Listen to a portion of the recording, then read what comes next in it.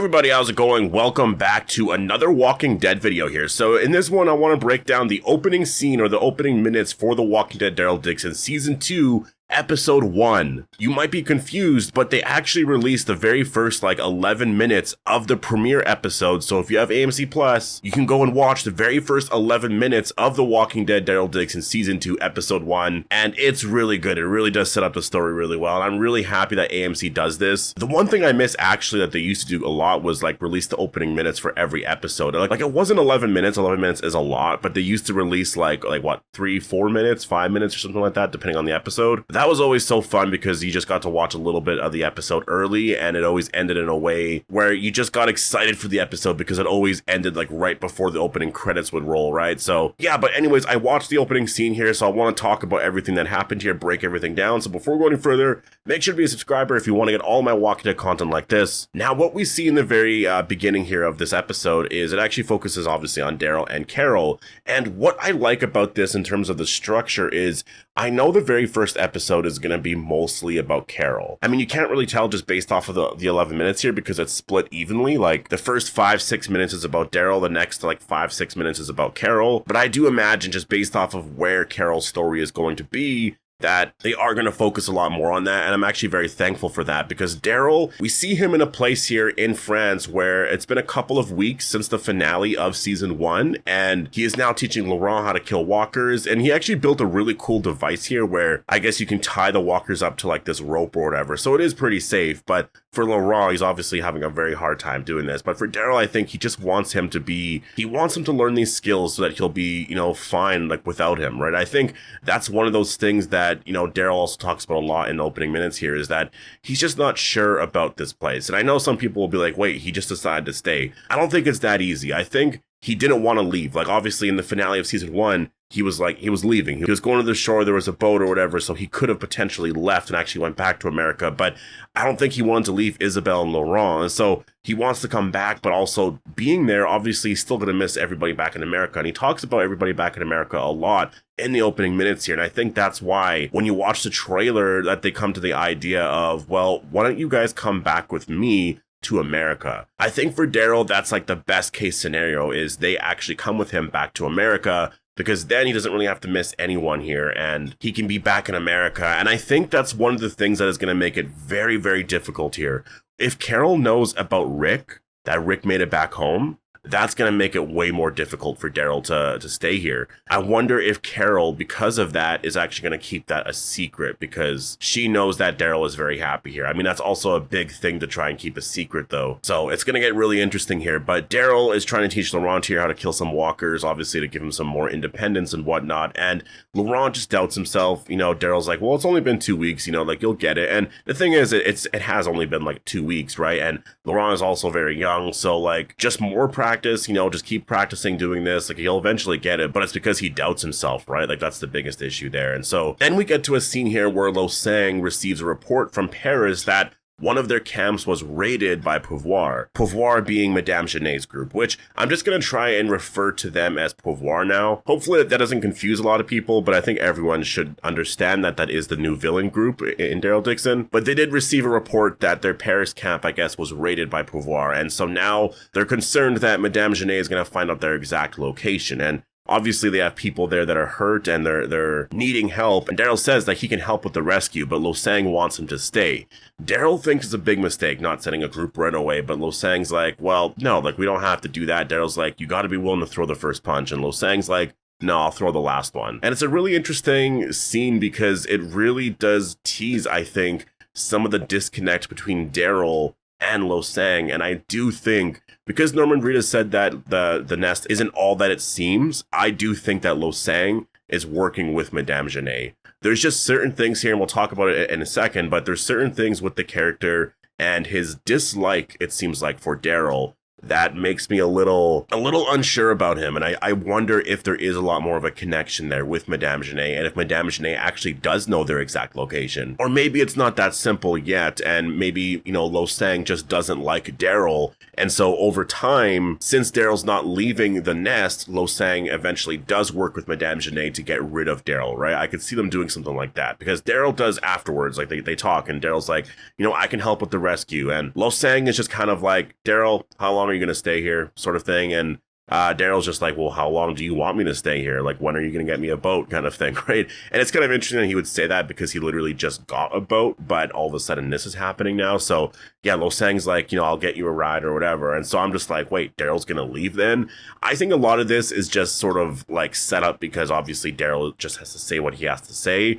And I still think the whole question of, like, should I leave is still going to be there, right? Like, I know he decided to not leave in the finale, but again, it's not that simple. I think he was just like, yeah, I'm going to stay here. And yes, obviously in that moment, he felt like, I just can't leave. I can't leave and never see Laurent or Isabelle again, right? But I think the second he comes back to the nest, all of a sudden he's starting to feel, okay, now I really miss everybody in America. And I wonder, he mentions it a lot in the opening minutes here. Like, I wonder if they're still thinking about me. Like, do they even talk about me, this and that? And I think that it is going to be something that is very hard for Daryl. And I think that's why when Carol shows up, it's going to make a big difference, because I think it'll make it easier for him to stay, though, when he finds out that Rick made it back, right? Like, that's what I mean. That's going to make a big difference. So I want to see how that plays out. But yeah, Lo Sang does actually tell Daryl that, I don't want you to train Laurent. And that's what I mean. There's just such a big difference in beliefs between Lo Sang and Daryl. Like, he doesn't want Laurent to be learning how to fight walkers. I guess he wants him to be more of a leader, and I guess have people protect him more and lead in a different way, live his life a different way. But Daryl, I think, is just like, I understand that and I get that, but he also wants Laurent to be able to defend himself if he needs to, right? So I'm already sensing that Lo Sang is becoming somewhat of a villain. Obviously, he's not the main villain, but there's going to be some complications here, I think, at the nest. And a lot of this is giving me season 2 vibes with the farm, where Herschel disagreed with everybody, Shane disagreed with everybody, there was Dale as well. Like, you just had all these conflicting opinions on what to do or just how to operate things, and then eventually, you know, people turn on each other, and then just ends really badly. So I'm kind of sensing that right now, and I think it makes sense as to why in season 3 they are going to be going to Spain, because I just think that this isn't going to work out, and I'm just hoping that no one dies from it. We then see Daryl and Isabelle, and they're talking about Laurent, and you know, Daryl says that, I don't know if this is a place I'm supposed to be. And Daryl keeps thinking about everybody back home, and he's talking to Isabelle about it. And again, I feel like this is going to be a big part of episode 1. And that's why I'm kind of happy that they're going to be focusing a lot more on Carol in this episode, because I think there's a lot more of an exciting story there to see how she gets to France, because I think in this episode, she's actually going to get to France. I think we're going to see a lot of like flashbacks and hallucination scenes with Sophia and etc. So I think that Daryl's story in episode 1 is very much just going to be something that I think needs to be focused on for sure. You know, you want it to be a lot more complicated for Daryl in terms of like his decision to stay in France and like wanting to go home. You want to explore that a lot more, but you don't want that to be the main story, because people might get sort of bored of that, right? So I think that's why in this episode it's going to be more focused on Carol, and the story that we do get of Daryl is going to be him just like, you know, living the good life basically in France. Everything is safe at the nest, and he's trying to raise Laurent with Isabelle, and everything's sort of going good, right? And then we cut to Carol looking for Daryl, and she's driving Daryl's motorcycle, or I guess bike, and the music kicks right in, and this feels like a Walking Dead movie. Like, I really love the music for the spinoffs, and it really does add so much depth. It makes it feel so epic and like grand, as the best way I can sort of describe it. It just seems so like this is on a whole other level here. But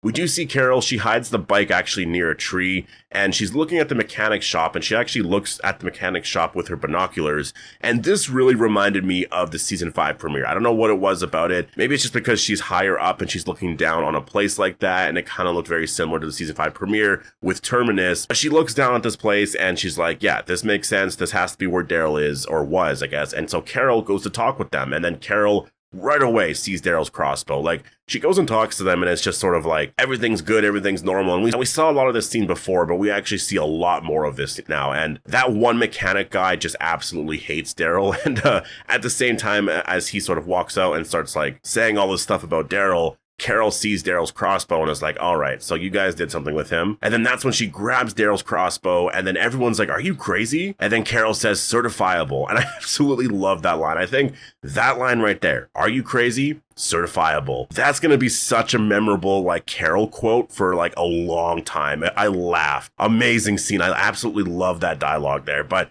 Carol takes them all out, and then eventually someone there, one of the mechanics, does confess, and Daryl got himself taken to France. And as soon as Carol heard that, she was just like, wait, stop messing with me. Like, you expect me to believe that? Like, Daryl got sent to France? And then they started to explain a lot of the stuff that actually happened. And that is that some French people came looking for American walkers here. And so they got them, like the mechanics there, to round up a bunch of walkers, and then they paid them, and then they left. And that was the first boat that they saw in years. And so the question right away is, you know, why does Madame Genet want American walkers? And I remember when the early reviews came out, some of the reviews were saying that this completely, you know, the CRM are not involved at all. That is true, but this is definitely way more interesting. Like, they specifically wanted American walkers. Like, why? Why does Madame Genet want American walkers? And I'm wondering if they're traveling everywhere around the world to get like different type of walkers. There is something off here. There is definitely something very off with the fact that they actually took a boat all the way to America and wanted specifically